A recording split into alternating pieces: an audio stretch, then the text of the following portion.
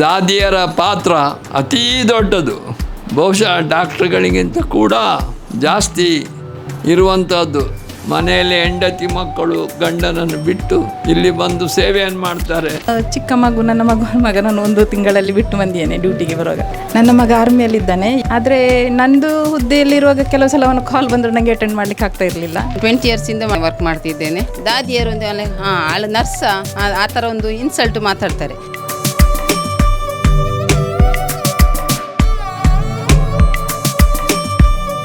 ಹೇಗೆ ನಾವು ಟೈಮ್ ಬಂದಾಗ ಪೇಷಂಟನ್ನು ಸೇವ್ ಮಾಡೋದು, ಅವರಿಗೆ ಹೇಗೆ ನಾವು ಹೆಲ್ಪ್ ಮಾಡ್ಬೋದು, ಅದೇ ಒಂದು ನಮ್ಮ ರೆಸ್ಪಾನ್ಸಿಬಿಲಿಟಿ ನಮ್ಮ ಮನಸ್ಸಲ್ಲಿರ್ತದೆ. ಬಿಟ್ಟರೆ ಅವರು ಎಷ್ಟು ರಿಚ್ ಇದ್ದಾರೆ ಅಥವಾ ಅವರು ಯಾವ ಕಾಸ್ಟಿನವರು ಇರ್ಬೋದು, ಅದು ಯಾವುದು ನಮ್ಮ ಮನಸ್ಸಿಗೆ ಬರೋದಿಲ್ಲ.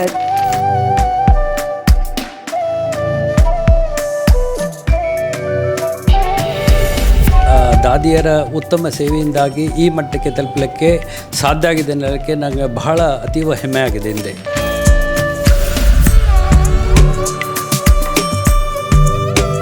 ನಮಗೆ ನರ್ಸ್ ಅಂತ ನಾವು ಆ ಫೀಲ್ಡಿಗೆ ಬಂದ ನಂತರ ನಮಗೆ ಅಸಹ್ಯ ಅಂತ ಅನಿಸೋದು ಅದರಲ್ಲಿ ಇರೋದಿಲ್ಲ. ನಾವು ಆ ಪೇಷಂಟ್ ಬಗ್ಗೆ ಏನೆಲ್ಲ ಕೇರ್ ತಗೊಳ್ಬೇಕು ಅದನ್ನೆಲ್ಲ ನಾವು ಮಾಡಲೇಬೇಕು.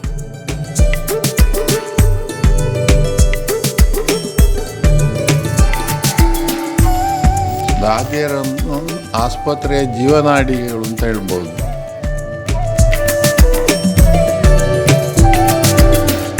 ದಾದಿಯರು ತಮ್ಮ ಸೇವೆಯಲ್ಲಿ ನಿರತರಾದಾಗ ತಮ್ಮ ಜೀವವನ್ನು ಕೂಡ ಬಿಟ್ಟುಕೊಡಲು ತಯಾರಾಗಿರ್ಬೇಕಾಗುತ್ತೆ. ಎಷ್ಟೋ ಬಾರಿ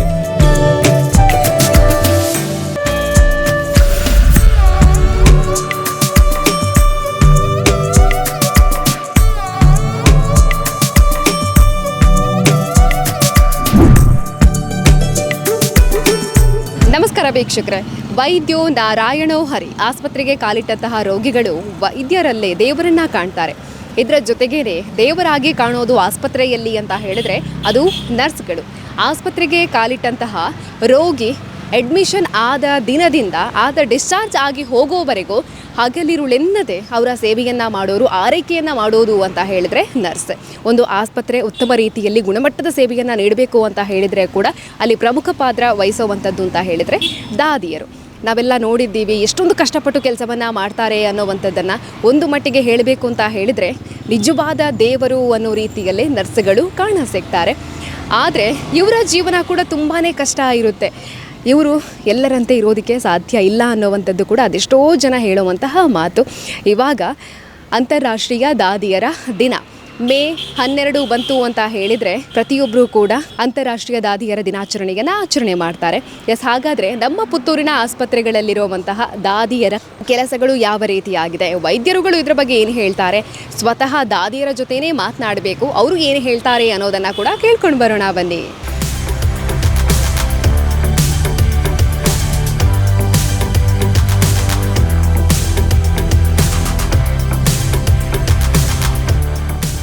ಆದರ್ಶ ಆಸ್ಪತ್ರೆಯ ಡಾಕ್ಟರ್ MK ಪ್ರಸಾದ್ ಸರ್ ಇದ್ದಾರೆ. ಬನ್ನಿ ಮಾತಾಡ್ಸೋಣ. ನಮಸ್ತೆ ಸರ್. ನಮಸ್ತೆ. ದಾದಿಯರ ದಿನ ಸರ್ ಇವತ್ತು. ಯಾವುದೇ ಒಂದು ಆಸ್ಪತ್ರೆ ಉತ್ತಮ ರೀತಿಯಲ್ಲಿ ಮುನ್ನಡಿಬೇಕು, ರೋಗಿಗಳಿಗೆ ಚಿಕಿತ್ಸೆ ಸಕಾಲಕ್ಕೆ ಸಿಗಬೇಕು ಅಂತ ಹೇಳಿದರೆ ನರ್ಸ್ಗಳ ಪಾತ್ರ ಪ್ರಮುಖವಾಗಿರುತ್ತೆ ಸರ್. ಹಾಗಾಗಿ ಈ ಒಂದು ಆಸ್ಪತ್ರೆಯ ನರ್ಸ್ಗಳ ಸೇವೆಯ ಬಗ್ಗೆ ಮಾತಾಡೋಣ. ನಮಸ್ಕಾರ. ಓಂ ಗಣೇಶಾಯ ನಮಃ. ಆಸ್ಪತ್ರೆಯ ದಾದಿಯರ ಪಾತ್ರ ಅತೀ ದೊಡ್ಡದು. ಬಹುಶಃ ಡಾಕ್ಟ್ರುಗಳಿಗಿಂತ ಕೂಡ ಜಾಸ್ತಿ ಇರುವಂಥದ್ದು. More responsible job. ಬಿಕಾಸ್ 24 ಗಂಟೆ ಪೇಷಂಟ್ನ ಜೊತೆ ಇರುವವರು ದಾದಿಯರು. ಡಾಕ್ಟ್ರುಗಳು ಬರ್ತಾರೆ, ಪರೀಕ್ಷೆ ಮಾಡ್ತಾರೆ, ಇನ್ವೆಸ್ಟಿಗೇಷನ್ ಮಾಡಿಸ್ತಾರೆ, ಟ್ರೀಟ್ಮೆಂಟ್ ಕೊಡ್ತಾರೆ, ಆಪ್ರೇಷನ್ ಮಾಡ್ತಾರೆ, ಹೋಗ್ತಾರೆ.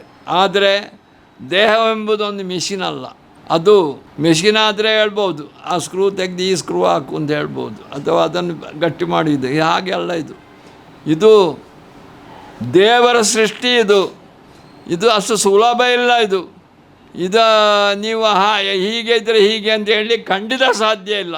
ಅದಕ್ಕೆ ನಾವು ಹೇಳೋದು ದೇವರ ಅನುಗ್ರಹ ಬೇಕು ಅಂತ ಹೇಳೋದು. ಹಾಗೆ ದೇಹ ಎಂಬುದು ವಿಚಿತ್ರವಾದ್ದು. ನಾರ್ಮಲ್ ಇರ್ತಾರೆ, ಆಪ್ರೇಷನ್ ಮಾಡಿದ ಮೇಲೆ ಅಥವಾ ಏನೊಂದು ಟ್ರೀಟ್ಮೆಂಟ್ ಹಾಕಿದ ಮೇಲೆ ಬೇರೆಯೇ ತಿರುಗ್ತದೆ. ಇದಕ್ಕೆಲ್ಲ ಕಾರಣ ಏನು ಅಂತೇಳಿ ನಾನು ಈಗ ಇಲ್ಲಿ ವಿವರಿಸಲಿಕ್ಕೆ ಹೋಗೋದಿಲ್ಲ. ಆದರೆ ಏನು ಹೇಳಬೇಕು ಅಂತ ಹೇಳಿದರೆ ಗಳಿಗೆ ಕೂಡ ಒಂದು ರೋಗಿ ಅಂದರೆ ನಾನು ಹೇಳೋದೀಗ ಸಾಮಾನ್ಯ ಶೀತ ಜ್ವರದ ರೋಗಿ ಅಲ್ಲ, ಒಂದು ಸೀರಿಯಸ್ ಇರುವ ರೋಗಿಯನ್ನು ರಿಕ್ವೈರ್ಸ್ 24 hours 24 ಗಂಟೆ ಇಂಟು 7 ಅಟೆನ್ಷನ್ ಬೇಕು, ನೋಡಬೇಕು, ಅವರಿಗೆ ಸರಿಯಾಗಿ ಕೊಡಬೇಕು.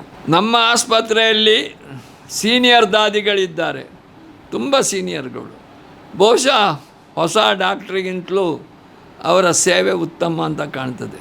ಯಾಕಂತ ಹೇಳಿದರೆ ಅವರು ನಾವು ಮಾಡಿ ಹೋದ ಮೇಲೆ ರಾತ್ರಿ ಇಡೀ ನಿದ್ದೆ ಬಿಟ್ಟು ನೋಡಿಕೊಳ್ತಾರೆ.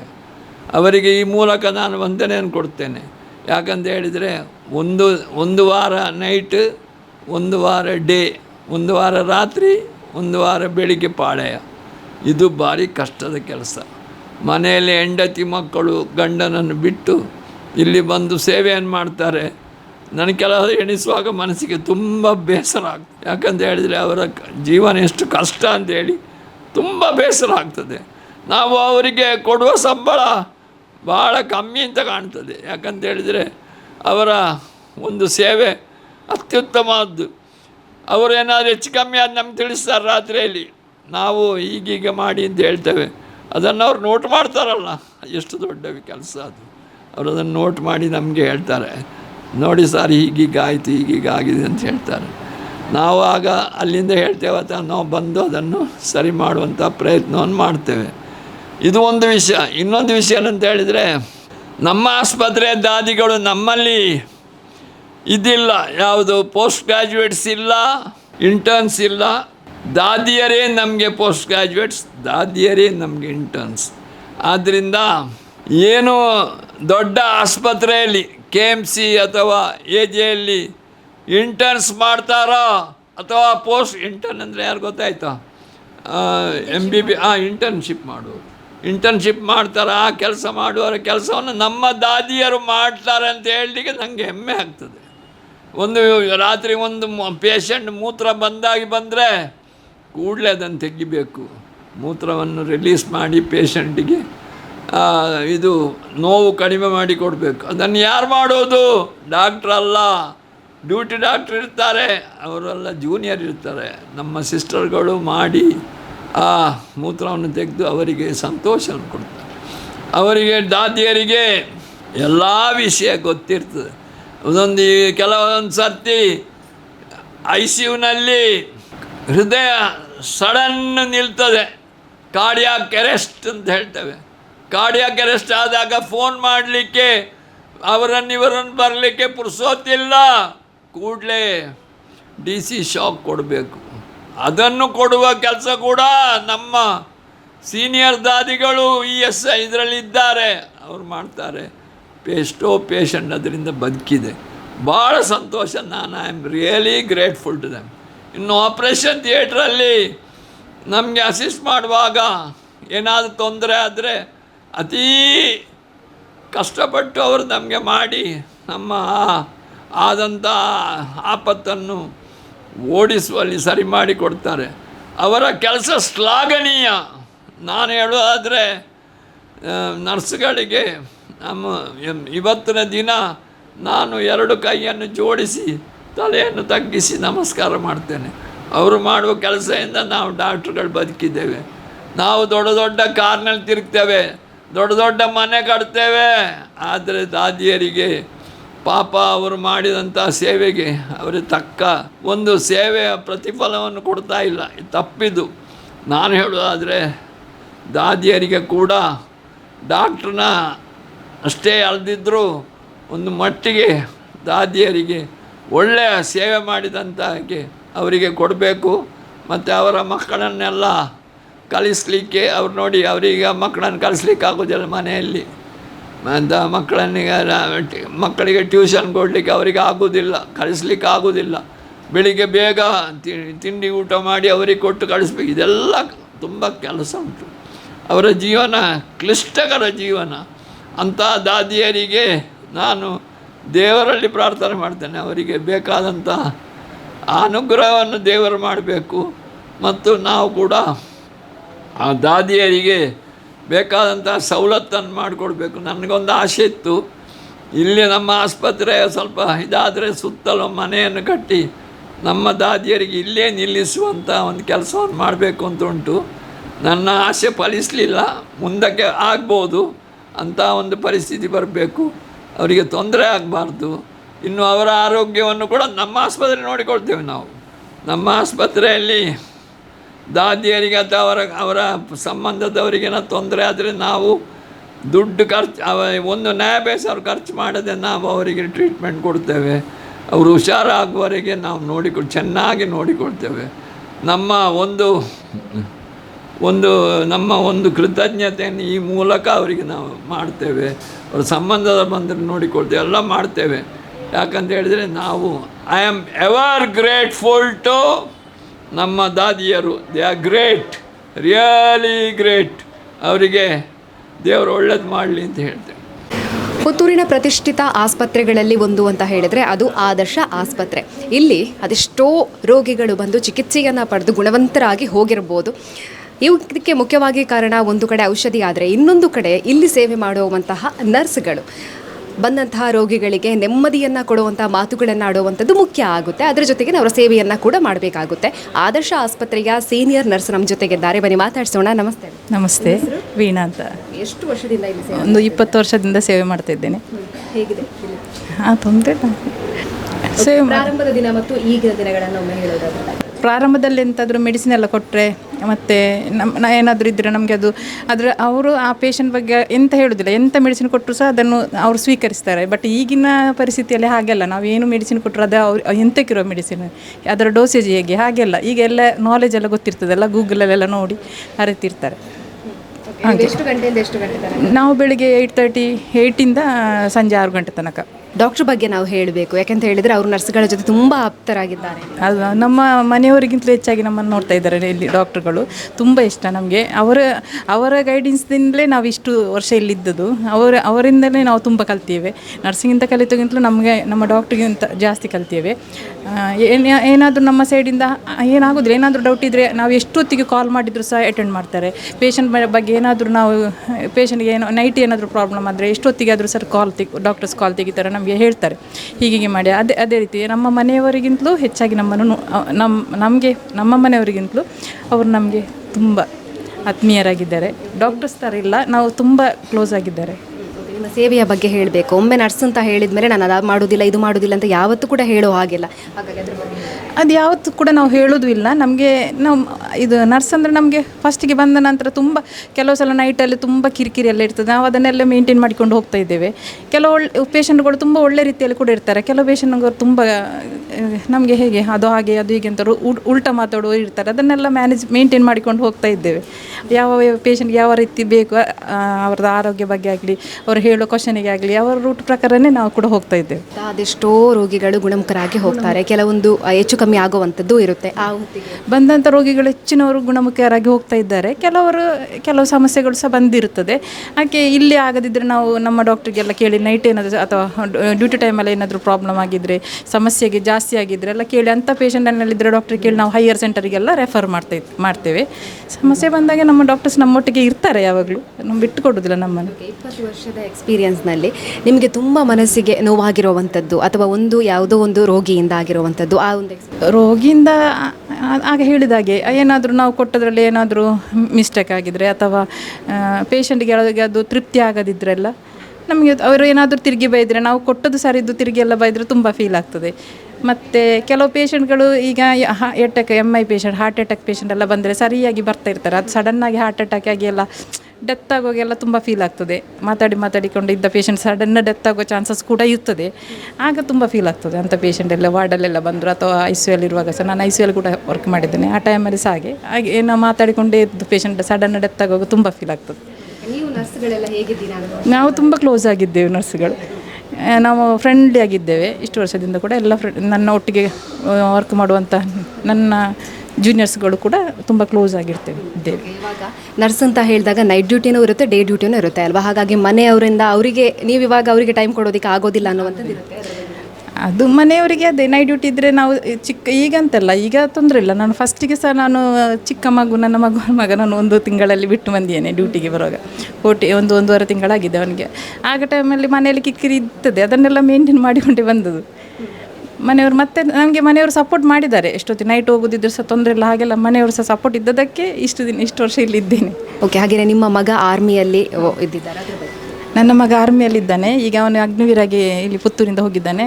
ಹೋಗಿ ಈಗ 2 years ಆಯಿತು. ಆದರೆ ನಂದು ಹುದ್ದೆಯಲ್ಲಿರುವಾಗ ಕೆಲವು ಸಲ ಅವನು ಕಾಲ್ ಬಂದರೆ ನನಗೆ ಅಟೆಂಡ್ ಮಾಡಲಿಕ್ಕೆ ಆಗ್ತಾ ಇರಲಿಲ್ಲ.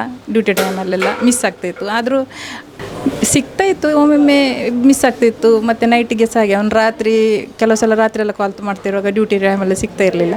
ಅವನಿಗೆ ಅದು ಇಷ್ಟ, ಅದಕ್ಕೆ ನನ್ನ ಹತ್ರ ನಾನು ಸಹ ಅವನಿಗೆ ಸಪೋರ್ಟ್ ಮಾಡಿ ಕಳಿಸಿಕೊಟ್ಟಿದ್ದೇನೆ. ಒಳ್ಳೆ ರೀತಿಯಲ್ಲಿ ಇದ್ದಾನೆ. ಈಗ ಕಾಶ್ಮೀರದಲ್ಲಿ ವರ್ಕ್ ಮಾಡ್ತಾ ಇದ್ದಾನೆ. ಆದರ್ಶ ಆಸ್ಪತ್ರೆಯ ಸೀನಿಯರ್ ನರ್ಸ್ ಜಯಶೀಲ ಅವರಿದ್ದಾರೆ, ಬನ್ನಿ ಮಾತಾಡ್ಸೋಣ. ನಿಮಗೆ ದಾದಿಯರ ದಿನದ ಶುಭಾಶಯಗಳು. Thank you. ಓಕೆ, ಹೇಗಿದೆ ನಿಮ್ಮ ಆದರ್ಶ ಆಸ್ಪತ್ರೆ, ಅದರ ಜೊತೆಗೇನೆ ಸೇವೆ, ರೋಗಿಗಳೊಟ್ಟಿಗೆ? ಈಗ ದಾದಿಯರ ದಿನಾಚರಣೆ ಅಂತ ಹೇಳಿದರೆ ಫ್ಲಾರೆನ್ಸ್ ನೈಟಿಂಗೇಲ್ ಅವರು ಹುಟ್ಟಿದ ದಿವಸ. ಅವರು 1820ರಲ್ಲಿ ಡೆಲ್ಲಿಯಲ್ಲಿ ಹುಟ್ಟಿದ್ದಾರೆ ಅವರು. ಹಾಗೆ ಅವರು ತುಂಬ ಸೇವೆ ಮಾಡಿದ್ದಾರೆ. ಹಾಗೆ ಆ ದಿನವನ್ನು ದಾದಿಯರ ದಿನ ಅಂತ ಆಚರಿಸ್ತಾ ಇದ್ದಾರೆ. ಹಾಗೆ ನಾನು ಆದರ್ಶ ಹಾಸ್ಪಿಟ್ಲಲ್ಲಿ ಸೀನಿಯರಾಗಿ ವರ್ಕ್ ಮಾಡ್ತಿದ್ದೇನೆ, ICUಯಲ್ಲಿ 20 yearsಯಿಂದ ವರ್ಕ್ ಮಾಡ್ತಿದ್ದೇನೆ. ನಾವು ರೋಗಿಗಳಿಗೆ ಒಳ್ಳೆ ಸೇವೆ ಕೊಡ್ತಿದ್ದೇವೆ, ರಾತ್ರಿ ಹಗಲು ಅಂತೆಲ್ಲ ಸೇವೆ ಕೊಡ್ತಿದ್ದೇವೆ. ಆದರೆ ಸೊಸೈಟಿಯಿಂದ ಒಳ್ಳೆ ಒಪಿನಿಯನ್ ಅಂತ ಇರೋದಿಲ್ಲ. ದಾದಿಯರು ಅಂತ ಆಳು ನರ್ಸಾ ಆ ಥರ ಒಂದು ಇನ್ಸಲ್ಟ್ ಮಾತಾಡ್ತಾರೆ. ಅಂದರೆ ನಾವು ರಾತ್ರಿ ಹಗಲು ಅಂಥೇಳಿ ಕಷ್ಟಪಟ್ಟು ಕೆಲಸ ಮಾಡ್ತಾ ಇದ್ದೇವೆ. ಮತ್ತು ನಮಗೆ ಪೇಷಂಟಿಗೆ ಎಲ್ಲ ನಾವು ತುಂಬ ಸರ್ವಿಸ್ ಕೊಡ್ತೇವೆ. ಹೇಗೆ ಅಂತ ಹೇಳಿದರೆ, ಪೇಷಂಟ್ ಸಡನ್ಲಿ ಸೀರಿಯಸ್ ಆಯಿತು ಅಂತೇಳಿದರೆ ನಾವು ಅದನ್ನೆಲ್ಲ ನಾವು ಮ್ಯಾನೇಜ್ ಮಾಡಿ ಪೇಷಂಟ್ ಎಷ್ಟು ಉಳಿದಿದ್ದಾರೆ ಅದರಲ್ಲಿ. ಆದರೂ ಸಹ ಜನಗಳಿಗೆ ಅದರಲ್ಲಿ ನಮ್ಮ ಮೇಲೆ ಒಳ್ಳೆಯೊಂದು ಭರವಸೆ ಅಂತಿರೋದಿಲ್ಲ. ಸ್ಯಾಲ್ರಿ ಕಡಿಮೆ, ಆದರೆ ನಾವೊಂದು ಹಾಸ್ಪಿಟ್ಲ್ ಮೇಲೆ ಒಳ್ಳೆ ಒಪಿನಿಯನ್ ಇಟ್ಟುಕೊಂಡು ನಾವು ನಮ್ಮ ಹಾಸ್ಪಿಟ್ಲ್ ಅಂತ ಕೆಲಸ ಮಾಡ್ತೇವೆ. ಮತ್ತು ಎಂಥವ್ರು ನಮಗೆ ಸಮಸ್ಯೆ ಇತ್ತು, ಡ್ಯೂಟಿಲಿ ಸಮಸ್ಯೆ ಇತ್ತು, ಏನಿದ್ರೂ ಸಹ ಒಂದು ಡಾಕ್ಟ್ರುಗಳ ಸೈಡಿಂದ ನಮಗೆ ಒಳ್ಳೆ ಸಹಕಾರ ಇರ್ತದೆ.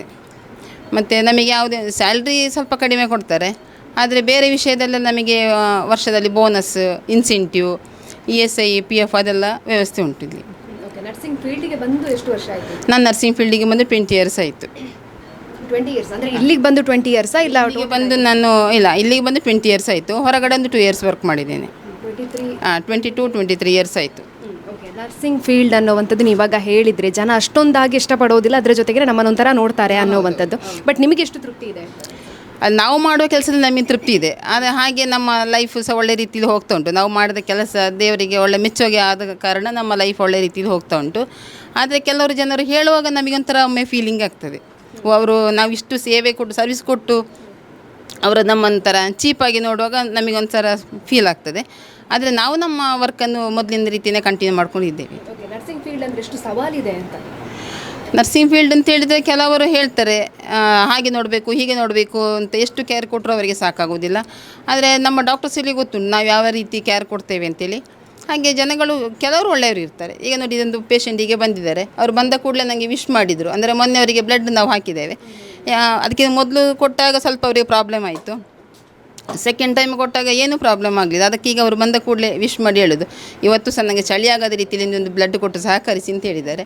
ಅದು ಅವರಿಗೆ ನಮ್ಮ ವರ್ಕ್ ಅಷ್ಟು ಇಷ್ಟ ಆಗಿದೆ. ಆದ ಕಾರಣ ಕೆಲವರು ಆ ರೀತಿಯವರೆಲ್ಲ ಇರ್ತಾರೆ. ಇವಾಗ ನೈಟ್ ಡ್ಯೂಟಿ ಮಾಡಬೇಕು ಅನ್ನುವಂಥದ್ದು ಇರುತ್ತೆ. ಬಟ್ ಇವಾಗ ನಿಮಗೆ ಸೆಟ್ ಆಗಿರ್ಬೋದು. ಬಟ್ ಸ್ಟಾರ್ಟಿಂಗಲ್ಲೆಲ್ಲ ನೈಟ್ ಡ್ಯೂಟಿ ಮಾಡಬೇಕು ಅಂತ ಹೇಳಿದರೆ ಕಷ್ಟ ಇರುತ್ತೆ. ಬಟ್ ಇವಾಗ ಅದು ಓಕೆ ಅನ್ನುವಂಥದ್ದು ಇರುತ್ತೆ. ಹೇಗೆ ಇವಾಗ ನಾವು ಅಂದರೆ ನೈಟ್ ಡ್ಯೂಟಿ ಈಗ ಅಭ್ಯಾಸ ಆಗಿದೆ ನಮಗೆ. ಪೇಷಂಟ್ ಬಂದರೆ ಕೆಲವೊಂದು ಸರ್ತಿ ನೈಟ್ ಡ್ಯೂಟಿಯಲ್ಲಿ ನಿದ್ದೆ ಇರೋದಿಲ್ಲ. ಫುಲ್ ಟೈಮ್ ನಾವು ಪೇಷಂಟ್ ಕಂಡೀಷನ್ ನೋಡ್ಕೊಂಡು ನಾವು ಫುಲ್ ಟೈಮು ಹಾಗೆ ಇರ್ತೇವೆ, ಎಚ್ಚರವಿರ್ತೇವೆ. ಇಲ್ಲ ಅಂತಿದ್ದರೆ ಪೇಷಂಟ್ ಸ್ವಲ್ಪ ಸ್ಟೇಬಲ್ ಇದ್ದ ಪೇಷಂಟಲ್ಲಿದ್ದರೆ 1 hourಲ್ಲೇ ನಮಗೆ ರೆಸ್ಟ್ ಸಿಗ್ತದೆ. ಓಕೆ, ಆದರ್ಶ ಆಸ್ಪತ್ರೆಯ ವೈದ್ಯರ ಬಗ್ಗೆ ಹೇಳಿ. ಅಂದರೆ ನಮಗೆ ಯಾವುದೇ ಸಮಸ್ಯೆ ಆದರೆ ಈಗ ಯಾವ ಡಾಕ್ಟರ್ಸ್ ಹತ್ರ ಹೇಳಿದರೂ ಸಹ ನಮಗೆ ಅದಕ್ಕೆ ಅವರು ಸಹಕಾರ ಕೊಡ್ತಾರೆ. ಈಗ ನಮ್ಮ ಕೆಲವು ಸ್ಟಾಫ್ಗಳು ಬಿದ್ದು ಸರ್ಜರಿ ಆಯಿತು, ಆಗ ಫೈನಾನ್ಷಿಯಲ್ ಪ್ರಾಬ್ಲಮ್ ಎಲ್ಲ ಆದ ಕಾರಣ ಡಾಕ್ಟರ್ಸ್ ನಮಗೆ ಹೆಲ್ಪ್ ಮಾಡ್ತಾರೆ, ಆ ವಿಷಯದಲ್ಲಿ ಹೆಲ್ಪ್ ಮಾಡ್ತಾರೆ. ಮತ್ತು ಎಲ್ಲಿಗೆ ಹೋಗಲಿಕ್ಕಿದ್ರು ನಮಗೆ ಅರ್ಜೆಂಟ್ ಸ್ಕೂಲಿಗೆ ಹೋಗಬೇಕು ಅಂತಿದ್ರೆ ಮಿಡ್ಲಲ್ಲಿ ಡ್ಯೂಟಿ ಅವರ್ಸಲ್ಲಿ ನಮಗೆ ಪರ್ಮಿಷನ್ ಕೊಡ್ತಾರೆ. ಎಲ್ಲ ಡಾಕ್ಟರ್ಸು ಪರ್ಮಿಷನ್ ಕೊಡ್ತಾರೆ, ಎಲ್ಲ ರೀತಿಯ ಸಹಕಾರ ಮಾಡ್ತಾರೆ. ಫ್ಯಾಮಿಲಿ ಕಡೆಯಿಂದ ತೊಂದರೆ ಇಲ್ಲ. ನೈಟ್ ಡ್ಯೂಟಿ ಅಂತ ಹೇಳುವಾಗ ಸಹ ಈಗ ನಮಗೆ ಅರ್ಜೆಂಟ್ ರಜೆ ಎಲ್ಲ ಬೇಕು ಅಂತಿದ್ರೆ ಡಬಲ್ ಡ್ಯೂಟಿ ಮಾಡಬೇಕಿದ್ರು ಸಹ ಅದಕ್ಕೆ ಸಪೋರ್ಟ್ ಇದ್ದಾರೆ ಅವರು, ತೊಂದರೆ ಇಲ್ಲ ಏನು ಸಹ. ಪುತ್ತೂರಿನ ಆರೋಗ್ಯ ಕ್ಷೇತ್ರದಲ್ಲಿ 28 ವರ್ಷದ ಸಂಭ್ರಮದಲ್ಲಿರುವಂತಹ ಮಹಾವೀರ ಮೆಡಿಕಲ್ ಸೆಂಟರ್ ಇದೀಗ ಗುಣಮಟ್ಟದ ಸೇವೆಯನ್ನು ನೀಡಬೇಕು, ಪ್ರತಿಯೊಬ್ಬ ಕೂಡ ಆರೋಗ್ಯವಂತರಾಗಿ ಇಲ್ಲಿಂದ ತೆರಳಬೇಕು ಅನ್ನೋಂಥ ಉದ್ದೇಶದಿಂದಾಗಿ 10 ಚಿಕಿತ್ಸಾ ಉಪಕರಣಗಳನ್ನು ಕೂಡ ಆ್ಯಡ್ ಮಾಡಿಕೊಂಡಿದೆ. ಅದರ ಜೊತೆಗೇನೆ ಗುಣಮಟ್ಟದ ಚಿಕಿತ್ಸೆಯನ್ನು ಕೂಡ ನೀಡಿಕೊಂಡು ಬಂದಿರುವಂಥದ್ದು. ಇಲ್ಲಿನ ಸೀನಿಯರ್ ನರ್ಸ್ ಇದ್ದಾರೆ ನಮ್ಮ ಜೊತೆಗೆ, ಬನ್ನಿ ಮಾತಾಡ್ಸೋಣ. ನಮಸ್ತೆ, ನಿಮ್ಮ ಹೆಸರು? ನಮಸ್ತೆ, ನಾನು ಜುಲಿಯಾನ ಡಿಸೋಜ. ಇಲ್ಲಿ ಮಹಾವೀರ ಹಾಸ್ಪಿಟಲಲ್ಲಿ ಕಳೆದ 4 ವರ್ಷದಿಂದ ಸೂಪರ್ವೈಸರ್ ಆಗಿ ಕೆಲಸ ಮಾಡ್ತಾ ಇದ್ದೀನಿ. ದಾದಿಯರ ದಿನದ ಶುಭಾಶಯಗಳು. Thank you madam, thank you so much. Okay, ನೀವು ಇವಾಗ ನರ್ಸ್ ಆಗಿ ಎಷ್ಟು ವರ್ಷ ಆಯಿತು ಅಂತ? 15 ವರ್ಷಗಳಿತ್ತು. I was working previously in Delhi Saint Stephen's hospital. I have joined Mahaveer hospital in 2022. ಹೇಗೆ ಅನಿಸ್ತಾ ಇದೆ ನರ್ಸಿಂಗ್ ಫೀಲ್ಡ್ ಅನ್ನುವಂಥ? Is a very noble profession.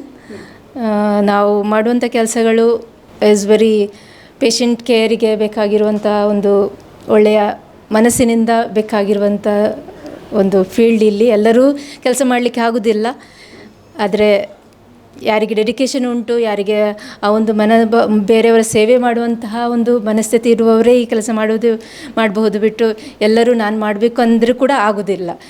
ತುಂಬ ಜನ ಇದ್ದಾರೆ, ಕೆಲಸಕ್ಕೆ ಬರ್ತಾರೆ, ಮಾಡಬೇಕು ಅಂತ ಅನಿಸ್ತದೆ ಅವರಿಗೆ. ಬಟ್ ತುಂಬ ಜನ ಇರ್ತಾರೆ, ಅರ್ಧದಲ್ಲಿ ಬಿಟ್ಟು ಹೋಗೋರು ಕೂಡ ಇರ್ತಾರೆ. ಆ ಡೆಡಿಕೇಶನ್ ಮತ್ತು responsibility is very important to work as a nursing staff. ನೀವು ನರ್ಸ್ ಆಗಬೇಕು ಅನ್ನೋಂಥದ್ದು ಸಣ್ಣ ವಯಸ್ಸಿನಲ್ಲೇ ಇತ್ತಾ, ಹೇಗೆ ಅಂತ ಸೇವೆ ಮಾಡಬೇಕು ಅನ್ನೋದೆಲ್ಲ?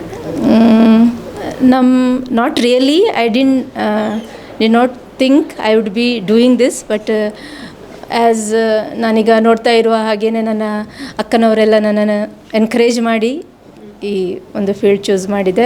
ಅದೇ ನನಗೆ ಒಂದು ಡೆಡಿಕೇಶನ್ ಇತ್ತು, ಸೇವೆ ಮಾಡಬೇಕು, ಪೇಷಂಟನ್ನು ನೋಡಬೇಕು ಅನ್ನುವಂಥ ಒಂದು ಉದ್ದೇಶದಿಂದ ನಾನು ಜಾಯಿನ್ ಮಾಡಿದ್ದೆ. ಅದೇ ನನ್ನ ಹಿರಿಯರು, ನನ್ನ ಸೀನಿಯರ್ಸ್ ಎಲ್ಲ ನನ್ನನ್ನು ಎನ್ಕರೇಜ್ ಮಾಡಿ ಇಲ್ಲಿ ತನಕ ಬಂದಿದ್ದೇನೆ. ಇವಾಗ ನರ್ಸಿಂಗ್ ಫೀಲ್ಡ್ ಅಂತ ಹೇಳಿದರೆ ಎಲ್ಲ ಒಂದೇ ರೀತಿಯಾಗಿರೋದಿಲ್ಲ. ಬೇರೆ ಬೇರೆ ರೀತಿಯಾದ ಮನಸ್ಥಿತಿಯ ಪೇಷಂಟ್ಗಳು ಬರ್ತಾರೆ, ಬೇರೆ ಬೇರೆ ರೋಗ ಇರುವಂಥ ಪೇಷಂಟ್ಗಳು ಬರ್ತಾರೆ. ಅವರೆಲ್ಲರನ್ನ ಕೂಡ ಒಂದೇ ರೀತಿಯಾಗಿ ನೀವು ತಗೊಂಡು ಹೋಗಬೇಕಾಗುತ್ತೆ. ಅದು ಎಷ್ಟು ಸವಾಲಾಗಿದೆ? ಇನ್ನು nursing field there is nothing but ಎಲ್ಲರಿಗೂ ಒಂದು ಈಕ್ವಲ್ ರೀತಿಯಲ್ಲಿ ನೋಡಬೇಕಾಗ್ತದೆ. There is no discrimination of anything, no caste, no religion, no ಯಾರು ರಿಚ್ ಪುವರ್ ಅನ್ನುವಂಥ ಯಾವುದೇ ಇರೋದಿಲ್ಲ. ನಮಗೆ ಬೇಕಾಗಿರುವಂಥದ್ದು ಪೇಷಂಟ್ ಸೇಫ್ಟಿ, ಪೇಷಂಟ್ ಕೇರ್, ಪೇಷಂಟನ್ನು ಹೇಗೆ ನಾವು ಟೈಮ್ ಬಂದಾಗ ಪೇಷಂಟನ್ನು ಸೇವ್ ಮಾಡೋದು, ಅವರಿಗೆ ಹೇಗೆ ನಾವು ಹೆಲ್ಪ್ ಮಾಡ್ಬೋದು, ಅವರನ್ನೇ ಹೇಗೆ ಅವರ ಇಲ್ನೆಸ್ಸಿನಿಂದ ಹೊರಗೆ ತರ್ಬೋದು, ಅದೇ ಒಂದು ನಮ್ಮ ರೆಸ್ಪಾನ್ಸಿಬಿಲಿಟಿ ನಮ್ಮ ಮನಸ್ಸಲ್ಲಿ ಇರ್ತದೆ. ಬಿಟ್ಟರೆ ಅವರು ಎಷ್ಟು ರಿಚ್ ಇದ್ದಾರೆ ಅಥವಾ ಅವರು ಯಾವ ಕಾಸ್ಟಿನವರು ಇರ್ಬೋದು, ಅದು ಯಾವುದು ನಮ್ಮ ಮನಸ್ಸಿಗೆ ಬರೋದಿಲ್ಲ. ಲಿಟ್ರಲಿ ಟು ಸೇ, ನಮಗೆ ಯಾವ ರೀತಿಯ ಆ ಒಂದು ಭಾವನೆ ಕೂಡ ಬರೋದಿಲ್ಲ. ಅವರು ಯಾರು, ಎಲ್ಲಿಂದ ಬಂದಿದ್ದಾರೆ ಅನ್ನುವಂಥದ್ದು ಯಾವುದೇ ಒಂದು ಮನೋಭಾವನೆ ಇರೋದಿಲ್ಲ. ನಮಗೆ ಬೇಕಾಗಿರೋದು ನಮ್ಮ ಪೇಷಂಟ್ ನಮ್ಮ ಎದುರಿಗಿದ್ದಾರೆ, ಅವರು ಸೇಫ್ ಆಗಬೇಕು, ಅವರು ಇಂಪ್ರೂವ್ ಆಗಬೇಕು, ಅವರು ಆರೋಗ್ಯಕರವಾಗಿ ಹೊರಗಡೆ ಹೋಗಬೇಕು. ದೆರ್ ಆರ್ ಮೆನಿ ಟೈಮ್ಸ್ ನಮಗೆ ಸಿಗ್ತದೆ, ನಾವು ಎಷ್ಟು ಸೇವೆ ಮಾಡಿದರೂ ಕೂಡ ಅದಕ್ಕೆ ಒಂದು ರೆಸ್ಪಾನ್ಸಿಬಿಲಿಟಿ ಇರೋದಿಲ್ಲ, ಮಾಡಲಿಲ್ಲ ಅಥವಾ ನಮಗೆ ಬೇಕಾದಂಥ ಕೇರ್ ಸಿಕ್ಕಲಿಲ್ಲ ಅನ್ನುವಂತಹ ಇರ್ತದೆ. ನನ್ನ ಸ್ಟಾಫಿಗೆ ನಾನು ಹೇಳೋದು ಇಷ್ಟೇ, ನೀವು ನಿಮ್ಮ ಫುಲ್ ಕಾನ್ಫಿಡೆನ್ಸ್ ನಿಮ್ಮಿಂದ ಎಷ್ಟು ಆಗ್ತದೆ ಅಷ್ಟರ ಮಟ್ಟಿಗೆ ನೀವು ಸೇವ್ ಮಾಡಿ. ನಿಮಗೆ ಇದು ಯೋಚನೆ ಮಾಡಿಕೊಂಡು ಹೋಗಬೇಡಿ ನಿಮಗೆ ಹೋಗೋ ಯಾರಾದರೂ ಥ್ಯಾಂಕ್ ಯು ಹೇಳಿ ಹೋಗ್ತಾರೆ ಅಥವಾ ನಿಮ್ಮ ಮನೆಯವರು ಎನ್ಕರೇಜ್ ಮಾಡ್ತಾರೆ ಅಥವಾ ನಿಮ್ಮನ್ನು ನೀವು ಅಪ್ರಿಷಿಯೇಟ್ ಮಾಡ್ತಾರೆ ಅಂತ ತಿಳ್ಕೊಂಡು ಹೋಗಬೇಡಿ. ನಿಮ್ಮ ಮನಸ್ಸಾಕ್ಷಿಯಾಗಿ ನೀವು ಕೆಲಸ ಮಾಡಿ. ನಿಮ್ಮ ದೇವರು ನಿಮ್ಮನ್ನು ನೋಡ್ತಾರೆ, ನೀವು ಏನು ಕೆಲಸ ಮಾಡಿದ್ದೀರಿ, ನಿಮ್ಮ ಪೇಷಂಟ್ ಬಂದಿದ್ದಾರೆ, ನೀವು ಒಳ್ಳೆಯದಾಗಿ ಮಾಡಬೇಕು. ರೆಸ್ಟ್ ನಿಮಗೆ ಬ್ಲೆಸ್ಸಿಂಗ್ಸ್ ಬರುವಂಥದ್ದು ಮೇಲಿಂದ ಬರುವಂಥದ್ದು. ಅವರು ಹೋಗುವಾಗ ನಿಮಗೆ ಥ್ಯಾಂಕ್ ಯು ಹೇಳಿ ಹೋಗೋದಿದ್ರು ನೀವು ಮಾಡಿದ ಕೆಲಸಕ್ಕೆ ನಿಮಗೆ ಸ್ಯಾಟಿಸ್ಫ್ಯಾಕ್ಷನ್ ಇರಬೇಕು. ಇದೇ ನನಗೆ ನರ್ಸಸ್ಸಿಗೆ ನಾನು ಯಾವತ್ತೂ ಹೇಳುವಂಥ ಮಾತು. ನಿಮ್ಮ ಒಂದು ನರ್ಸಿಂಗ್ ಫೀಲ್ಡ್ನಲ್ಲಿ ನೀವು ಕಂಡ ಹಾಗೆ ಒಂದು ಕಹಿ ಘಟನೆ, ಒಂದು ಸಿಹಿ ಘಟನೆಯನ್ನು ಹಂಚಿಕೊಂಡಿದ್ದಾರೆ? ಆ ಟೈಮ್ ಅಂದರೆ really at that time I was in Delhi Saint Stephen's hospital. As ಎಲ್ರಿಗೂ ಗೊತ್ತಿದ್ದ ಹಾಗೆ ಡೆಲ್ಲಿಯ situation was very ಬ್ಯಾಡಲ್ಲಿತ್ತು.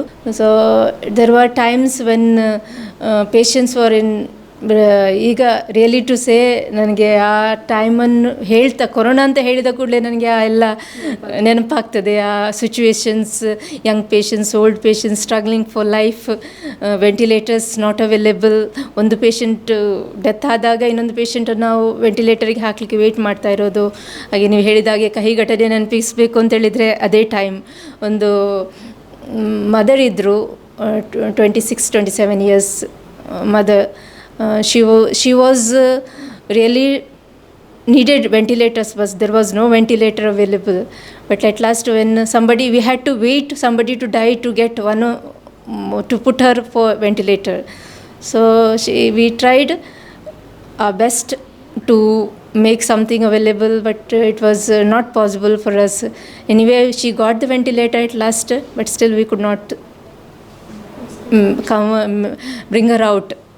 That and everybody is crying for in the one glimpse to get ನನ್ನ ಪೇಷಂಟ್ ಹೇಗಿದ್ದಾರೆ, ನನ್ನ ಪೇಷಂಟ್ ಎಲ್ಲಿದ್ದಾರೆ, ಒಂದು ಕಾಲ್ಸ್ ಅಲ್ಲಿಂದ ಕಾಲ್ ಇಲ್ಲಿಂದ call, but it was very difficult time for us to explain the patient relatives that it ಹೀಗೆ ಆಗಿದೆ ಅಂತೇಳಿ. ದೆನ್ ನಮ್ಮೊಬ್ಬರು ಪ್ರೊಫೆಸರ್ ಕೂಡ ಇದ್ದರು, orthopaedic professor. He was I had given him the breakfast in the morning. He took breakfast, and by the afternoon to see he is no more.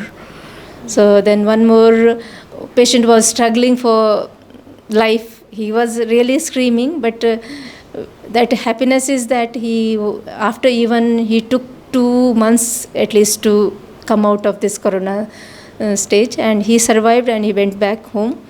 That was one thing. Then even the doctors, nurses working in the COVID ward, as such closed ward, without drinking water, without holding the hunger and thirst, ಎಲ್ಲವನ್ನು hold ಮಾಡಿಕೊಂಡು ಕೆಲಸ ಮಾಡಿಕೊಂಡು ಇರೋದು ನೋಡಲಿಕ್ಕೆ really painful for us. Nurse ಅಂತ ಹೇಳಿದಾಗ ನೋಡೋರಿಗೆ ಅನಿಸುತ್ತೆ ಏನು ಕೆಲಸ ಮಾಡ್ತಾರೆ ಅಷ್ಟೇ ಅನ್ನುವಂಥದ್ದು, ಬಟ್ ಹಾಸ್ಪಿಟಲ್ನ ಒಳಗೆ ನರ್ಸ್ಗಳು ಅಂತ ಹೇಳಿದಾಗ ಎಷ್ಟೆಲ್ಲ ಕಷ್ಟ ಇದೆ. Everything is on their shoulders. ಏನಿದ್ರೂ ಕೂಡ ಪೇಷಂಟ್ ಕೇರ್ ಆಗಲಿ, ಪೇಷಂಟ್ ಡಾಕ್ಟರ್ಸ್ ಬರೋದು ರೌಂಡ್ಸ್ಗೆ ಬಂದಿದ್ದಾರಾ ಇಲ್ವಾ, ಪೇಷಂಟಿಗೆ from the point to drinking water to treatment giving ಆಗಲಿ, ಎಲ್ಲವೂ ಅವರ ರೆಸ್ಪಾನ್ಸಿಬಿಲಿಟಿ ಆಗಿರ್ತದೆ. ಪೇಷಂಟು ಬ್ಯಾಡ್ ಆಗಲಿ, ಪೇಷಂಟಿಗೆ ಯಾವುದೇ ನೀಡ್ ಇದ್ದರೂ ಕೂಡ ಅದು ರೆಸ್ಪಾನ್ಸಿಬಿಲಿಟಿ ಬರ್ತದೆ. ನರ್ಸಸ್ ಇದನ್ನ ರೆಸ್ಪಾನ್ಸಿಬಿಲಿಟಿ. ನಿಮ್ಮ ಮಹಾವೀರ ಆಸ್ಪತ್ರೆಯಲ್ಲಿ ನರ್ಸ್ಗಳು ಹೇಗಿದ್ದೀರಾ? ಮಹಾವೀರದ hospital nurses, I really appreciate them. They take the pains, struggles, everything is there, but they do their best to give the care for our patients.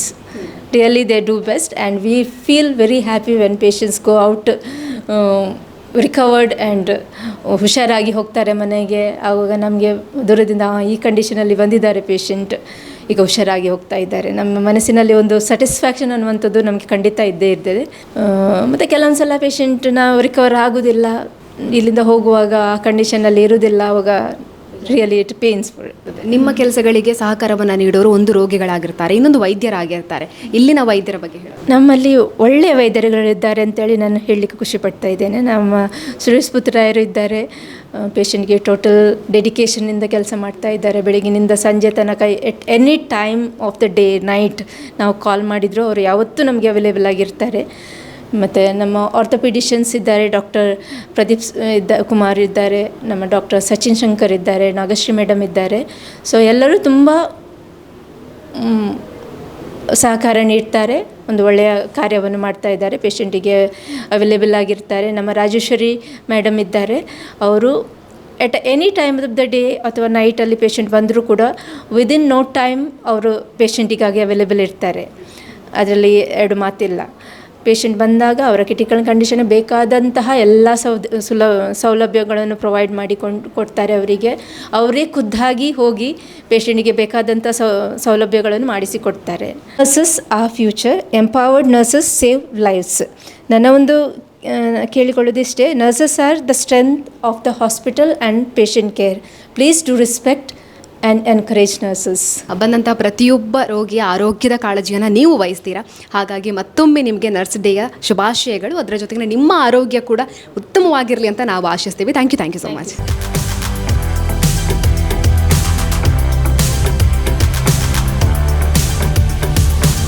ಪುತ್ತೂರಿನ ಪ್ರತಿಷ್ಠಿತ ಪ್ರಗತಿ ಸ್ಪೆಷಾಲಿಟಿ ಆಸ್ಪತ್ರೆಗೆ ಆಡಳಿತ ನಿರ್ದೇಶಕರಾಗಿರುವಂತಹ ಡಾಕ್ಟರ್ ಶ್ರೀಪತಿ ರಾವ್ ಸರ್ ಇದ್ದಾರೆ. ಬನ್ನಿ ಮಾತಾಡಿಸೋಣ. ನಮಸ್ತೆ ಸರ್. ನಮಸ್ಕಾರ. ದಾದಿಯರ ದಿನ, ಹಾಗಾಗಿ ಈ ಒಂದು ಆಸ್ಪತ್ರೆಯಲ್ಲಿರುವಂಥ ದಾದಿಗಳು ಕೂಡ ಈ ಒಂದು ಆಸ್ಪತ್ರೆಯ ಬೆಳವಣಿಗೆಗೆ, ಅದರ ಜೊತೆಗೇನೆ ಬಂದಂತಹ ಪ್ರತಿಯೊಬ್ಬ ರೋಗಿಯ ಆರೋಗ್ಯ ವಿಚಾರಿಸೋದ್ರಲ್ಲಿ ಕೂಡ ಮುಂದಾಗಿದ್ದಾರೆ ಸರ್. ಹಾಗಾಗಿ ದಾದಿಯರ ದಿನದ ವಿಶೇಷತೆಯ ಬಗ್ಗೆ ಹೇಳಿ. ನೀವು ಇಂದು ದಾದಿಯರ ಇಂಟರ್ನ್ಯಾಷನಲ್ ನರ್ಸಸ್ ಡೇ ಬಗ್ಗೆ ಒಂದು ವಿಶೇಷ ಡಾಕ್ಟರ್ಸನ್ನು ಮಾತಾಡಿಸುವಂಥದ್ದು ಬಹಳ ಒಂದು ಉತ್ತಮ ಕಾರ್ಯಕ್ರಮ ಅನಿಸಿದೆ. ಯಾಕಂದರೆ ಇಂಟರ್ನ್ಯಾಷನಲ್ ನರ್ಸಸ್ ಡೇ ಬಗ್ಗೆ ಮಾತಾಡೋದಾದರೆ ಯೂಶಲಿ ನಾವು ಏನು ನರ್ಸಸ್ ಡೇ ಸೆಲೆಬ್ರೇಷನ್ ಮಾಡ್ತೇವೆ ಅದು ನಮ್ಮ ಉಳಿದ ದಿನಾಚರಣೆಯ ಲೆಕ್ಕ ಒಂದು ದಿವಸಕ್ಕೆ ಮುಗಿದು ಹೋಗ್ತದೆ. ಆದರೆ ಈ ನರ್ಸಸ್ ಡೇ ಸೆಲೆಬ್ರೇಷನ್ ನಾವು ಮಾಡುವಂಥದ್ದು ಬಹಳ ಒಂದು ಸ್ಯಾಕ್ರಿಫೈಸ್ ಮತ್ತು ಸೇವೆ ಇರುವ ಒಂದು ನರ್ಸಸ್ಗಳು. ಅವರು ಪ್ರತಿ ದಿವಸ ಯಾವುದೇ ಆಸ್ಪತ್ರೆ ಆಗಲಿ, ಯಾವುದೇ ವೈದ್ಯಕೀಯ ಕ್ಷೇತ್ರದಲ್ಲಿ ಆಗಲಿ ನರ್ಸಸ್ ಕೆಲಸ ಒಂದು ಯಶಸ್ವಿಯಾಗಿ ಇಲ್ಲಂತಾದರೆ ಅದು ಆ ಸಂಸ್ಥೆ ಯಶಸ್ವಿಯಾಗಿ ಬರುವಂಥದ್ದು ಬಹಳ ಒಂದು ಕಷ್ಟದ ಕೆಲಸ. ಈ ನಿಟ್ಟಿನಲ್ಲಿ ಮುಖ್ಯವಾಗಿ ನಮ್ಮ ಎಲ್ಲ ನರ್ಸಸ್ ದಾದಿಯರಿಗೆ ಹಾಗೂ ಪ್ಯಾರಾಮೆಡಿಕಲ್ ಸಿಬ್ಬಂದಿಗೂ ಈ ದಿನದ ಒಂದು ಶುಭಾಶಯಗಳನ್ನು ತಿಳಿಸ್ತೇನೆ. ಪ್ರಗತಿ ಆಸ್ಪತ್ರೆ ಅನ್ನುವಂಥದ್ದು 20ಕ್ಕಿಂತಲೂ ಹೆಚ್ಚು ವರ್ಷಗಳಿಂದ ಸೇವೆಯನ್ನು ಸಲ್ಲಿಸ್ತಾ ಇದೆ. ಹಾಗಾಗಿ ಈ ಒಂದು ಆಸ್ಪತ್ರೆಯಲ್ಲಿ ಇಲ್ಲಿಯವರೆಗೆ ಎಷ್ಟು ನರ್ಸ್ಗಳು ಸೇವೆಯನ್ನು ಸಲ್ಲಿಸಿರ್ಬೋದು ಅನ್ನುವಂಥದ್ದು, ಅದರ ಜೊತೆಗೇನೆ ಡಾಕ್ಟರ್ ಮತ್ತು ನರ್ಸ್ಗಳ ಸಂಬಂಧ ಇಲ್ಲಿ ಹೇಗಿದೆ? ಈ ಆಸ್ಪತ್ರೆ ನನ್ನ ಎಕ್ಸ್ಪೀರಿಯನ್ಸ್ ಹೇಳೋದಾದರೆ 1997ರಲ್ಲಿ ನಮ್ಮ ಪ್ರಾರಂಭವಾದ ಈ ಒಂದು ನಮ್ಮ ಪ್ರಗತಿ ಹಾಸ್ಪಿಟಲ್ ಇಂದಿನವರೆಗೆ ಈ ಒಂದು ದಾದಿಯರ ಉತ್ತಮ ಸೇವೆಯಿಂದಾಗಿ ಈ ಮಟ್ಟಕ್ಕೆ ತಲುಪಲಿಕ್ಕೆ ಸಾಧ್ಯ ಆಗಿದೆ ಅನ್ನೋದಕ್ಕೆ ನನಗೆ ಬಹಳ ಅತೀವ ಹೆಮ್ಮೆ ಆಗಿದೆ. ಹಿಂದೆ 1997ರಲ್ಲಿ ನಾವು ಪ್ರಾರಂಭ ಮಾಡುವಾಗ ನರ್ಸಸ್ ಸಿಬ್ಬಂದಿಗಳು, ಮುಖ್ಯವಾಗಿ ಕ್ವಾಲಿಫೈಡ್ ಸಿಬ್ಬಂದಿಗಳು ಸಿಗುವಂಥದ್ದು ಬಹಳ ಒಂದು ಕಷ್ಟದ ಕೆಲಸ ಆಗಿತ್ತು. ನಾವೇ ತಯಾರಿ ಮಾಡಿ ಆ ಒಂದು ಟ್ರೈನಿಂಗ್ ಮಾಡಿದ ನರ್ಸಸ್ಗಳ ಒಂದು ಕೆಲಸದಿಂದ ಈ ಆಸ್ಪತ್ರೆಗಳನ್ನು ನಡೆಸುವ ಕೆಲಸ ಅಂದಿನ ದಿನಗಳಾಗಿತ್ತು. ಆದರೆ ನಮ್ಮ ಇತ್ತೀಚಿನ ರೀಸೆಂಟ್ ಅಡ್ವಾನ್ಸಸ್ ಪ್ರಕಾರ ಈ ಒಂದು ನರ್ಸಿಂಗ್ ಡಿಪಾರ್ಟ್ಮೆಂಟಲ್ಲಿ ಸಾಕಷ್ಟು ಬದಲಾವಣೆಗಳಾಗಿದೆ.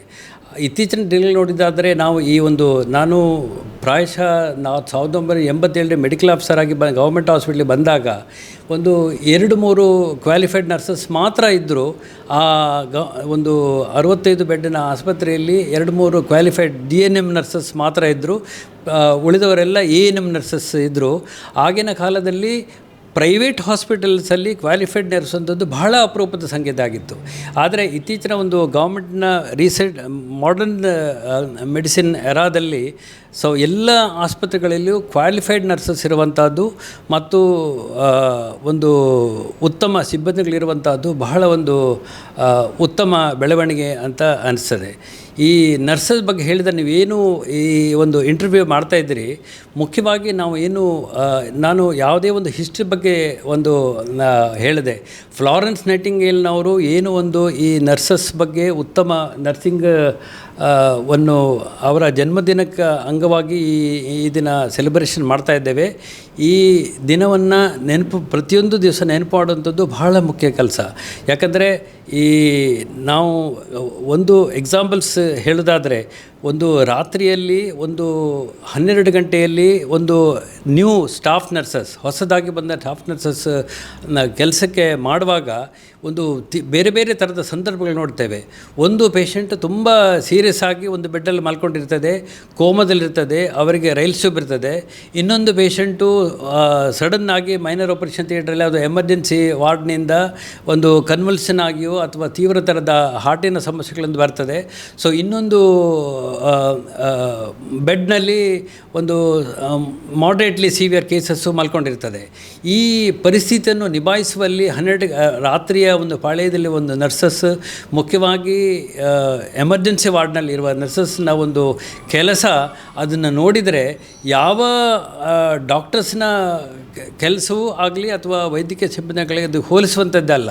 ಯಾಕಂದರೆ ಆ ಸಂದರ್ಭದಲ್ಲಿ ಅವರು ಏನು ಡಿಸಿಷನ್ ತಗೊಳ್ಳಬೇಕು, ಅವರ ಲೀಡರ್ಶಿಪ್ ಕ್ವಾಲಿಟಿ ಏನಿದೆ, ಅವರ ಸೇವೆ ಏನಿದೆ, ಇದರಿಂದಾಗಿ ಬದಲಾವಣೆ, ಜೀವವನ್ನು ಉಳಿಸುವಲ್ಲಿ ಎಷ್ಟು ಸಾಧ್ಯತೆ ಆಗ್ತದೆ ಅಂತ ಅದನ್ನು ನಾವು ಹೇಳಲು ಸಾಧ್ಯವಾದ ಕೆಲಸ ಈ ನರ್ಸ್ಗಳಿಂದ ಮುಖ್ಯವಾಗಿ ಈ ಎಮರ್ಜೆನ್ಸಿ ಸಿಚುವೇಶನ್ಸ್ ಆಗ್ತದೆ.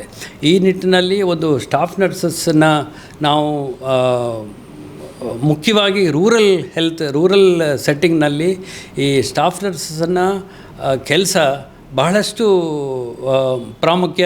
ಸೊ ಯಾವುದೇ ಆಸ್ಪತ್ರೆಯಲ್ಲಿ ಬೆಳವಣಿಗೆ ಹೊಂದಬೇಕಾದ್ರೆ ಮುಖ್ಯವಾಗಿ ಆಗಬೇಕಾದ್ದು ಈ ಸಿಬ್ಬಂದಿಗಳ ಟ್ರೈನಿಂಗ್ ಏನಿದೆ ಮತ್ತು ಸಿಬ್ಬಂದಿಗಳ ಸೇವೆ ಏನಿದೆ, ಅದರಿಂದಾಗಿ ಯಶಸ್ಸು ಪಡೀಲಿಕ್ಕೆ ಸಾಧ್ಯ ಆಗ್ತದೆ. ಬಹಳ ಸಂತೋಷ ಆಗ್ತಾಯಿದೆ.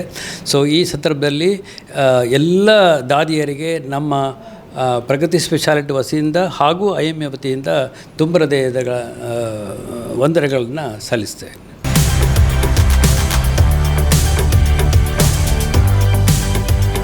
ಪ್ರಗತಿ ಸ್ಪೆಷಾಲಿಟಿ ಆಸ್ಪತ್ರೆಯ ಸೀನಿಯರ್ ನರ್ಸ್ ಇದ್ದಾರೆ, ಬನ್ನಿ ಮಾತಾಡ್ಸೋಣ. ನಮಸ್ತೆ. ನಮಸ್ತೆ. ಇಂಟರ್ನ್ಯಾಷನಲ್ ನರ್ಸಸ್ ಡೇಯ ಶುಭಾಶಯ. Thank you. ನಿಮ್ಮ ಹೆಸರು? ನಂದು ಉಷಾ ಅಂತೇಳಿ. ಓಕೆ, ಎಷ್ಟು ವರ್ಷ ಆಯಿತು ಇಲ್ಲಿ? ನಾನಿಲ್ಲಿ ಒಂದು 18 ವರ್ಷದಿಂದ ಡ್ಯೂಟಿ ಮಾಡ್ತಾ ಇದ್ದೇನೆ. ನರ್ಸಿಂಗ್ ಫೀಲ್ಡನ್ನು ಆಯ್ಕೆ ಮಾಡ್ಕೊಂಡಿದ್ದೀರಿ, ಆರೋಗ್ಯವನ್ನು ಕಾಪಾಡುವಂಥ ಕೆಲಸವನ್ನು ಮಾಡ್ತಾ ಇದ್ದೀರಾ ರೋಗಿಗಳ. ಹೇಗನಿಸ್ತಾ ಇದೆ? ಸ್ಟಾರ್ಟ್ ಬರುವಾಗ ನನಗೇನು ಹಾಸ್ಪಿಟಲ್ ಬಗ್ಗೆ ಲೈನ್ ಗೊತ್ತಿರಲಿಲ್ಲ.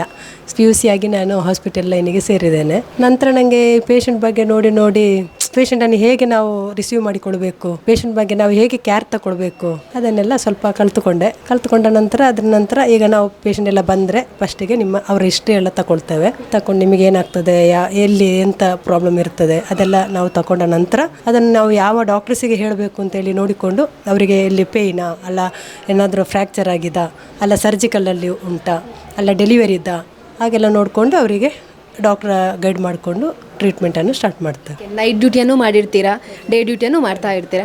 ನೈಟ್ ಡ್ಯೂಟಿಯ ಕಷ್ಟ ಹೇಗಿತ್ತು? ನೈಟ್ ಡ್ಯೂಟಿ ಅಂದರೆ ತುಂಬ ಕಷ್ಟ ಎಲ್ಲರಿಗೆ. ನೈಟ್ ನಿದ್ದೆ ಕೆಡಬೇಕಲ್ಲ, ನಿದ್ದೆ ಕೆಟ್ಟರು ಫುಲ್ ಪೇಷಂಟ್ ಇದ್ದರೆ ನಮಗೇನು ಕಷ್ಟ ಅಂತ ಅನಿಸಲ್ಲ. ಅಂದರೆ ಪೇಷಂಟ್ ಬರ್ತಾ ಇರ್ತಾರೆ, ಅವರಿಗೆ ಟ್ರೀಟ್ಮೆಂಟ್ ಕೊಡ್ತಾ ಇರ್ತೇವೆ, ಬೆಳಿಗ್ಗೆ ಆದದ್ದು ಗೊತ್ತಾಗ್ತಾ ಇಲ್ಲ. ಪೇಷಂಟ್ ಜೊತೆ ನಾವು ಮಿಂಗಿಲಾಗಿರ್ತೇವಲ್ಲ, ಆದ ಕಾರಣ ನಮಗೆ ಅಷ್ಟೊಂದು ಕಷ್ಟ ಅಂತ ಅನಿಸೋದಿಲ್ಲ.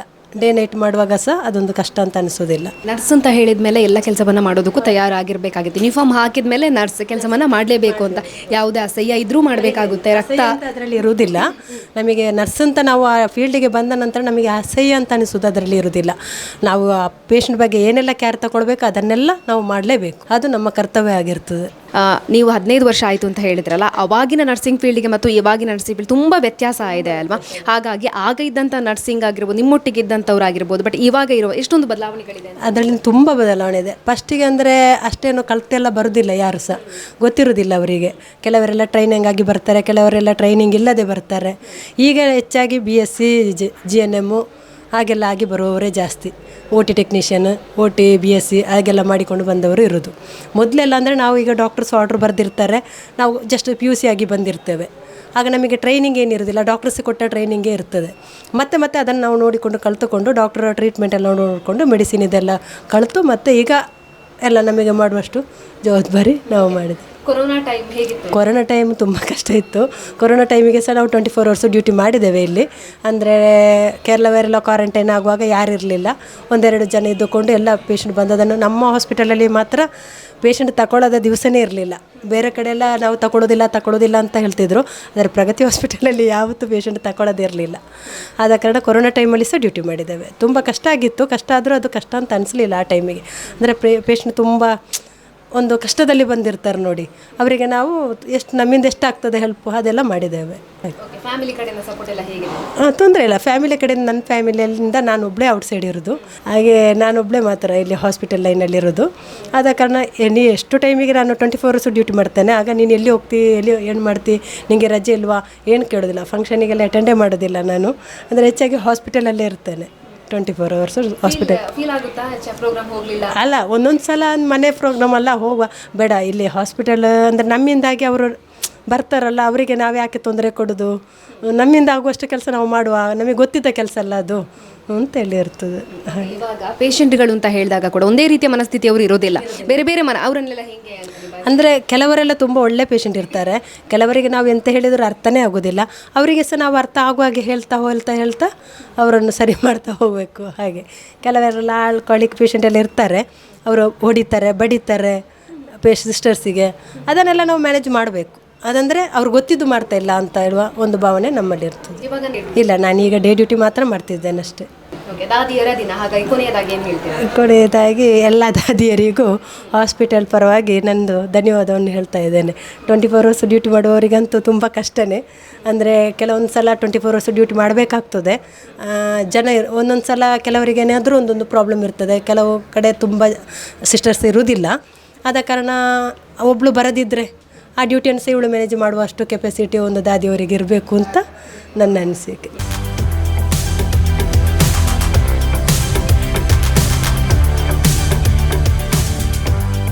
ನುರಿತ ವೈದ್ಯರಿಂದ ಆರಂಭವಾದಂತಹ ಸಿಟಿ ಆಸ್ಪತ್ರೆ ಗುಣಮಟ್ಟದ ಸೇವೆಯನ್ನ ನೀಡಿ ಸೈ ಎನಿಸಿಕೊಂಡಿದೆ.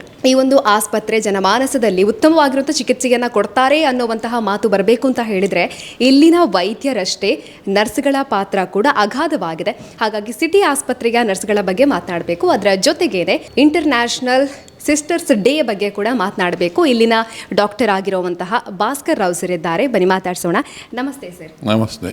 ದಾದಿಯರ ದಿನ ವಿಶೇಷವಾಗಿ ಆಚರಣೆ ಮಾಡುವಂಥದ್ದು ಆಸ್ಪತ್ರೆಗಳಲ್ಲಿ. ಹಾಗಾಗಿ ಈ ಒಂದು ಆಸ್ಪತ್ರೆಯ ಬೆಳವಣಿಗೆ ಕೂಡ ದಾದಿಯರ ಪಾತ್ರ ಪ್ರಮುಖವಾಗಿದೆ ಸರ್. ಹಾಗಾಗಿ ಏನು ಹೇಳ್ತೀರಾ ಈ ಹೊತ್ತಿಗೆ? ಯಾವುದೇ ಆಸ್ಪತ್ರೆ ಇದ್ರೂ ಕೂಡ ಅದು ಚೆನ್ನಾಗಿ ನಡಿಬೇಕಾದ್ರೆ ದಾದಿಯರೇ ಮುಖ್ಯ ಕಾರಣ. ದಾದಿಯರನ್ನು ಆಸ್ಪತ್ರೆಯ ಜೀವನಾಡಿಗಳು ಅಂತ ಹೇಳ್ಬೋದು. ಯಾಕೆಂತ ಹೇಳಿದ್ರೆ ಡಾಕ್ಟರ್ನವರು ಇನ್ಸ್ಟ್ರಕ್ಷನ್ ಕೊಟ್ಟು ಹೋಗ್ತಾರೆ.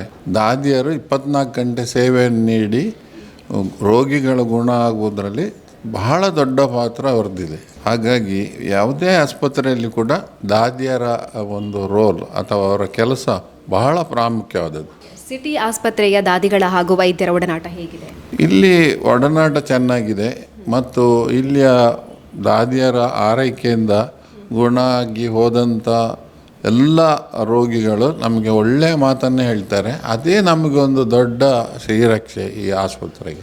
ಇವಾಗ ಒಂದು ಎಷ್ಟು ನರ್ಸಸ್ಗಳಿದ್ದಾರೆ, ಅದರ ಜೊತೆಗೇನೆ ಇಲ್ಲಿಯವರೆಗೆ ಎಷ್ಟು ನರ್ಸ್ಗಳನ್ನು ಕಂಡಿರ್ಬೋದು? ಈಗ ರೈಟ್ ನಾವು 42 ನರ್ಸ್ಗಳಿದ್ದಾರೆ. ಮತ್ತು ಇದರ ಮೊದಲೊಂದು 200ರ ಮೇಲೆ ಇಲ್ಲಿ ಕೆಲಸ ಮಾಡಿ ಹೋಗಿರ್ಬೋದು. ಅಂದರೆ ಇಲ್ಲಿ ಹೆಚ್ಚಾಗಿ ಏನಾಗ್ತದೆ ಅಂದರೆ ಇದು ಸಣ್ಣ ಊರಾದ್ರಿಂದ ಇಲ್ಲಿ ಬಂದು ಕೆಲಸ ಮಾಡಿ ನಂತರ ಅವರು ಬೇರೆ ದೊಡ್ಡ ಆಸ್ಪತ್ರೆಗೆ, ದೊಡ್ಡ ಊರುಗಳಿಗೆ ಹೋಗ್ತಾರೆ ಅಥವಾ ಮದುವೆಗೆಲ್ಲ ಹೋಗ್ತಾರೆ. ಹಾಗಾಗಿ ಒಂದು 200ರ ಮೇಲೆ ಹೋಗಿರ್ಬೋದು. ಎಲ್ಲ ನರ್ಸ್ಗಳಿಗೂ ನೀವು ವೈದ್ಯರ ನೆಲೆಯಲ್ಲಿ ಶುಭಾಶಯ ತಿಳಿಸಿ. ಅದೇ ನಿಮ್ಮ ಕೆಲಸ ಬಹಳ ಒಂದು ಸೂಕ್ಷ್ಮವಾದ್ದು ಮತ್ತು ಬಹಳ ಮುಖ್ಯವಾದದ್ದು. ರೋಗಿ ಗುಣಮುಖ ಆಗೋದ್ರಲ್ಲಿ ದಾದಿಯರ ಪಾತ್ರ ಬಹಳ ದೊಡ್ಡದು. ಅಂಥ ಕೆಲಸ ಮಾಡ್ತಿರುವಂಥ ನಿಮಗೆ ಎಲ್ಲ ಒಳ್ಳೆಯದಾಗಲಿ ಅಂತೇಳಿ ನಾನು ಹಾರೈಸ್ತೇನೆ.